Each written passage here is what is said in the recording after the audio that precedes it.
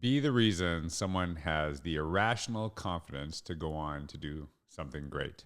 That's how I want to start this week's podcast. I am actually doing a solo episode based on an email that I sent out to my email subscribers. You can actually see the link down below. And I would love for you to subscribe, love for you to be a part of that community. And each week what I do is I share 3 things just kind of on my mind. I like to kind of have it open-ended and talk sometimes about education, sometimes, things personal in my life, how health and wellness, things like that. I think as educators, we have to really kind of consider that we are not just about teaching. And to be honest with you, as someone who works in the field of education, works with educators, I don't tell anyone how to teach. That has never been my focus. It is really thinking about my own learning. And I just did a video the other day about the best fitness that you can, the best fitness program you can actually do to get results. And it was basically the one that you'll do. That's what it actually is. Because I think a lot of times we say, here's what you need to do to actually improve your life. Here's what you need to do to get better health, get your health in check, whatever. But the reality of it is everything is personal. Everything is personal. What works for one person won't work for another. So the way that I actually try to frame my thinking is to just share things that I've done that have helped me. And if by any chance they help you, that's great. But if the things that I do don't necessarily help you, could a variation of them, could some things that you share in different ways, could they help you? So that's what I kind of talk about each week in my email. I'll talk about different things, just kind of sharing my own learning, because I think that's, in education, that's what we're going to focus on, not necessarily teaching as much as learning. And how do we learn as professionals? How do we continuously grow as people? And how do we model that for our kids? And so the email I'm going to reference today is basically talking about fallacies. And there's 3 of them that I talk about. 2 of them are totally existing, and 1 I just made up because I thought, let's just make something up. So I will get to that 3rd one. I think it should go in the dictionary, but we'll see. It's a little bit of a long title. But the reason I want to talk about fallacies is when I started reading about some of these fallacies that you get kind of caught up into, I started to realize how they were kind of holding my life back, and I was getting caught up in stuff. And so I think just being aware sometimes the problem is the first step to solving the problem. So I want to share them with you, and probably they apply to some facet of your life, whether it's in education or whether it's personal. And each one, I'll share an example. I wrote some in the email, but I like to kind of just go through and see what comes to mind and just kind of have this as a very, conversational type instead of just reading an email to you. So the first fallacy that I focus on is called the sunk cost fallacy. And for each one of these, I guess for the first 2, I actually asked, what is the definition? Give me like a short definition. For the 3rd one, I said, hey, help me write a definition similar to the other 2. So the sunk cost fallacy, the definition as provided by ChatGPT, is continuing a behavior or endeavor because of previously invested resources, time, money, effort, even when it no longer makes sense. So if you think about like a sunk cost fallacy, basically I have put, this amount of time and effort into this fitness program. And because I put so much time into it, and even though it's not working, I better stick with it, because I've put time into it. I know this is a horrible thing to say.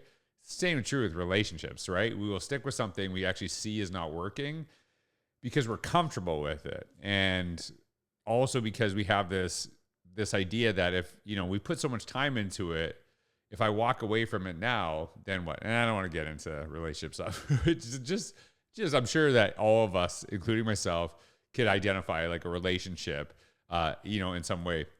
And the thing that I wrote about in this email was actually something that we were talking about in our school and when I was a principal, and we wanted to do this program. And full disclosure, I was the one pushing it. I was really excited about it. I had done a lot of reading about this. I'm not going to say it because I think I don't want anyone to think it's a good or bad program. I thought it was great. I thought it was a great program. I had done a lot of reading on this idea, and I thought this would be really beneficial for our school.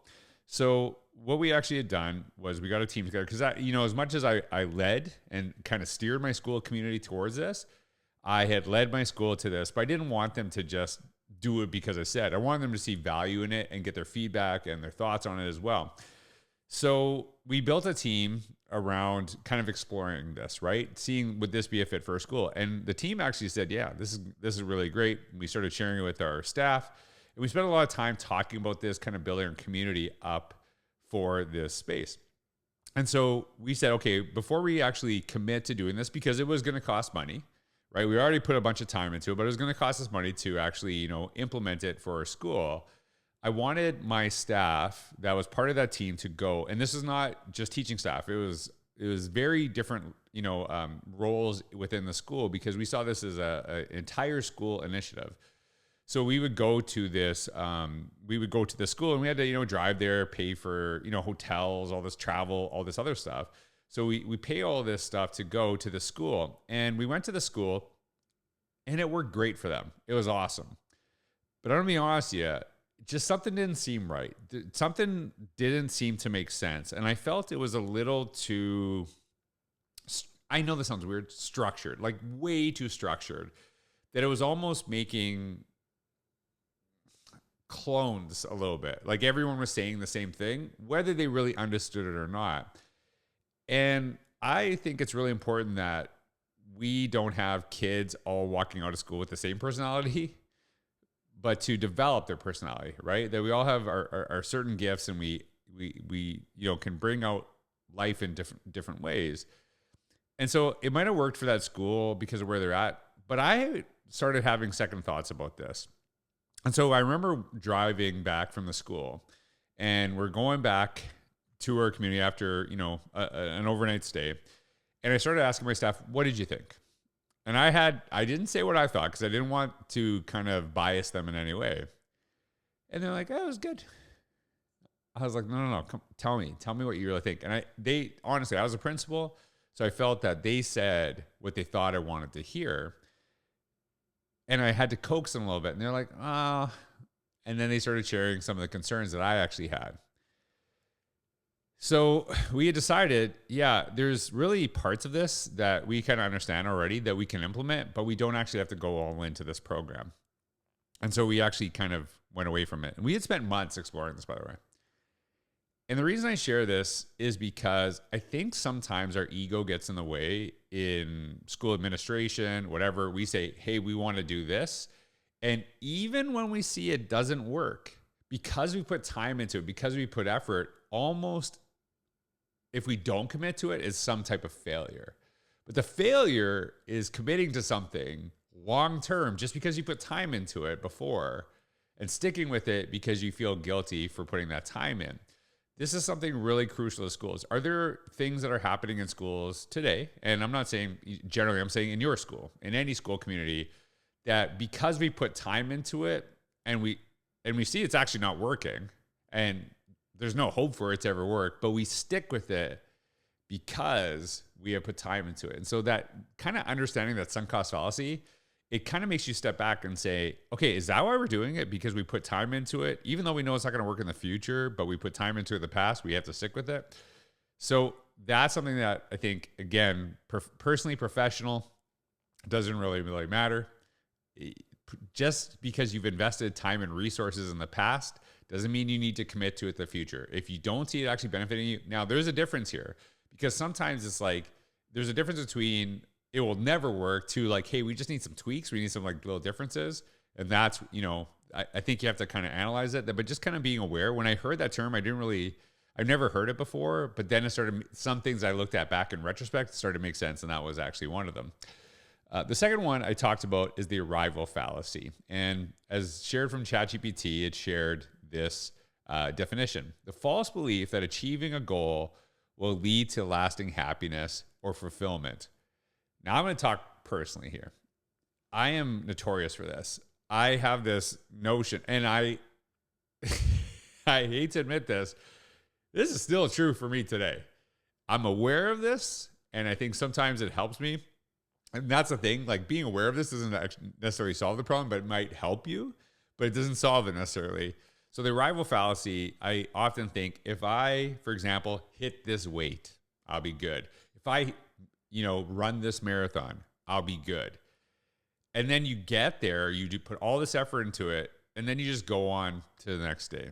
And the story I actually shared in the email newsletter was I had trained so hard for this marathon. And this is like probably I was 30, 31 years old. Put so much effort, put so much time into it. And I crushed it. I actually, it was a smaller marathon, not the distance, but the number of people that participated. I actually finished 10th overall. I'll be honest, I'm so proud to this day. It's like my Al Bundy story. It's like, I kind of look back, like when he played football at Polk High when he was a high school kid, and he kind of always held on to that. I was very proud of it. And that's something that I think is important to say. There's a difference between being proud of an accomplishment, but thinking that accomplishment will bring you everlasting happiness. There's something very different there. And so I ran this marathon, crushed the time, and I remember going to work the next day. This is while I was still teaching. And my colleagues were so proud. They were so excited. We talked about it. We were like, and I was so proud. I was so happy. And then the next day, no one cares. And that's what happens. And I cared a little bit, but I didn't care as much as I did the day before. But I thought, wow, not only if I do this, but if I really do it well, that's going to bring something to me. And I had committed that after that marathon, I would take a little bit of a break from training because you got to let your body recuperate, and I was going to train for the next thing. So I'm going through this process, and then I felt this huge depression upon me because I actually had nothing to train for. What I started to realize, the joy, and maybe not the joy as much as the purpose, because I'll tell you, marathon training, sometimes it's not joyful, but it's very purposeful, right? You get up every single day training for it. And I've said this forever. If you ever train for a marathon, the marathon's not hard. The training is hard if you do it right. Like if you do the training right, the marathon, it won't be easy, but training every day, staying consistent for, not only weeks, but months of consistent training is exhausting, super long runs. And so when I wasn't actually training for something, that's when I had lost purpose. And I think when I talk about this idea of the arrival fallacy, just kind of having purpose each day and focusing on learning, focusing on growth, that's where that's where you find joy. There's no checklist thing. And the example I used in the email, and I'm like just kind of glancing, kind of like sparking some memories, is that, when you think you're in high school and you get your high school diploma, like and then you don't care. Like, do any of you care? I don't care, right? And, I guess it depends on what part of life you are and whatever, but you probably won't care, like it's an achievement, but it's not going to bring you, there's a difference between achievement and it's going to bring you everlasting happiness. Same with the degree. You think you'll get there, and then all of a sudden everything changes, but that's not it. The goal of life is to grow. That's something that matters to me.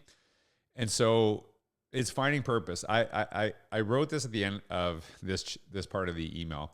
Falling in love with the process will ensure a life filled with passion and purpose. That's what I try to think of when I think of the arrival fallacy. Whatever goal you have, great, but focus on the process more than the product, because that process is where you'll find your purpose. The last one. This is the one I made up. The everyone else is nice to you, so I don't need to be nice as well fallacy. This one is a little personal. So I actually said, like, I had a conversation with ChatGPT and I tried to explain it, and I had a conversation with it, and I said, can you give me like a brief definition similar to the other ones? It said, the mistaken belief that if others have already expressed appreciation or praise, your own positive feedback is unnecessary. So sometimes someone will say, I know you probably hear this all the time. And then they'll say something nice to you. But what if you never hear it, right? And it is something I think about all the time, because we are and I'm guilty of this, and I've really tried to get better at this over time. We will often say something really, really good, we'll say something really, really bad if something irks us. But when we see something good, we say nothing. And I'll give you an example of this. Think about any time you've complained about a company on social media. Have you ever done that? Because I've done it before too. I haven't done it for sure, like I would say over a decade. So you have like 10 experiences, you have 9 of them good, 1 of them bad. Boom. What's the one you talk about? What's the one that you share on social media? And it's like using our voice, blah, blah, blah, whatever. But we didn't talk about the 9 other times. And the reason I talk about this is because think about this in education, right?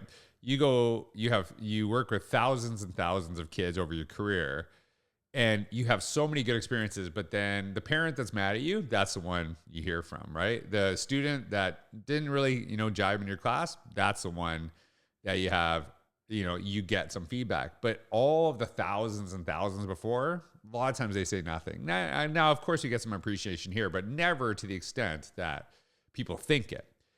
And that is something that I think really bothers people, because there's an assumption like, oh, everyone knows they're a great teacher, so they must hear it all the time. They must be sick of it. I will never get sick of compliments, ever, ever, ever. And I even think like here on YouTube, it's interesting. Like, is someone actually posted like, oh, you suck, blah, blah, blah on YouTube? I was like, really? Like, did you listen to the whole thing? And, and that's what you wrote? Kind of an interesting thing that you hear that. And I almost want to say thanks for listening.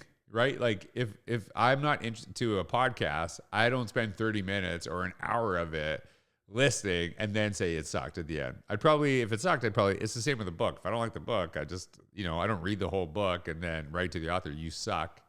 I probably just don't read it. And this is something I've been thoughtful of. And I remember years ago, blasting, I think it was like some airline company, I won't say which one, that really made me mad. I went online, I was like, oh, this Twitter thing's awesome. And, they're like, here's a $50 coupon and stuff like that.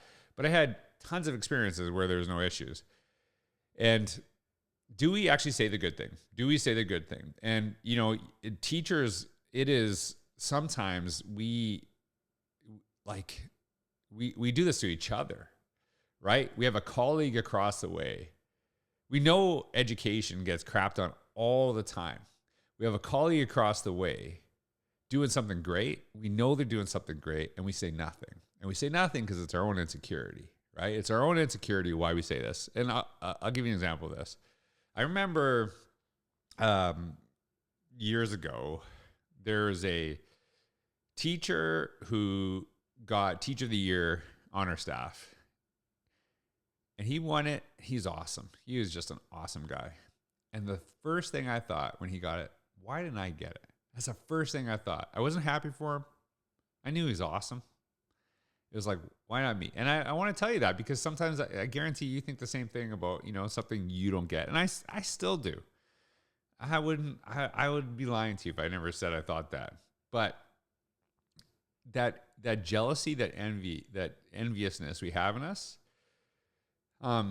we have to deal with it, but it doesn't mean that they didn't create something amazing. So one of the things I really try to focus on is if I think something good about a person, whether I saw them yesterday, whether I haven't talked to them in 15, 20 years, if it comes to my mind, I share it. I've seen a good friend of mine, and I say like he's a good friend, but like we've seen each other in person like maybe 10 times in our life, but he's someone I really like look up to, and I just feel really comfortable with him every time I see him. But like, we don't, I don't know certain personal things about him. He doesn't know about me, but I saw him over and over again. And he's such a positive influence in my life. And I just sent him an email or a text message telling him that. And I'm sure he was surprised by it, but it was just because I thought it. And I was like, why would I let that go? And that person, I guarantee you, probably hears good things, but I also guarantee you he does not hear the amount of good things thought about him. And it's probably like 2% that he hears, because that's how life is. How much better would the world be if we all took a moment to, every time we thought something really good about someone, we acknowledged it, we said it, we made sure they let them know, instead of thinking, well, that person gets praise. When you're concerned about another person getting praise, that you don't say anything, that's a you issue, not a them issue. And kind of overcoming that. And think about all the times you go to a restaurant, you go get great service.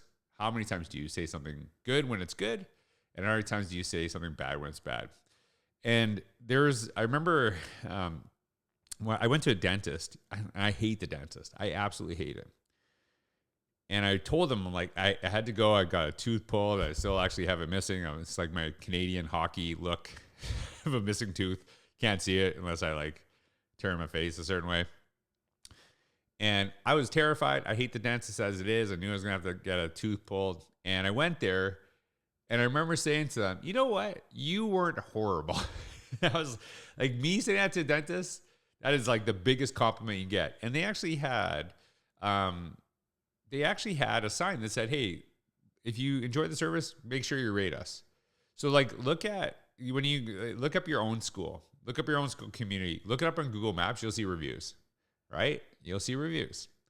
And it's kind of an interesting thing because the majority of schools I travel to, because I get to see schools all over the world, when I look them up on Google Maps, super negative reviews. But it does not faze me because I know the few kids that had an issue, the few parents had an issue, and I'm not saying it's not even legitimate. They're the ones who complained. The ones who had an amazing experience say nothing. So they actually had a sign that said, hey, if you enjoyed this, go give us a 5-star review, because we know we have to push people to say something good, but never have to push them to say something bad. They'll do that on their own.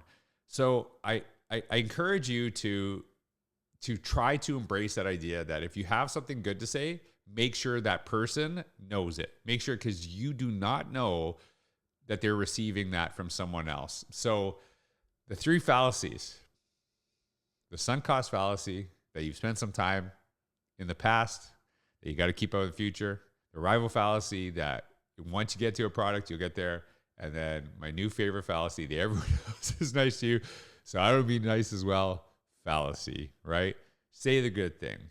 So I wanted to share those with you today. You can check out in the email. If you enjoy it, please share it with others. That would make something. And that's why I started the email with this: be the reason someone has the irrational confidence to go on and do something great, right? That, somebody, that little coaxing, you never know when someone thinks you think there's someone doing good. They might be on the verge of quitting. They might be on the verge of giving up. I'll share one last thing with you. There was a video I saw on TikTok. I cannot find it, but geez, I love it. And this person said, it takes 0 effort and money when your friend posts something on social media to like it or even comment on it, just to acknowledge that person who, is trying to do something new, and you say nothing. And just to give them that little feedback, that little like coax to keep going. That could be the reason someone goes on to do something great. And I shared this. One authentic and kind compliment can be the catalyst for someone to keep going when they weren't sure they could again. Be that person for somebody else. Anyways, I hope you enjoyed the podcast. Check out the newsletter. I hope you have a wonderful day. Take care.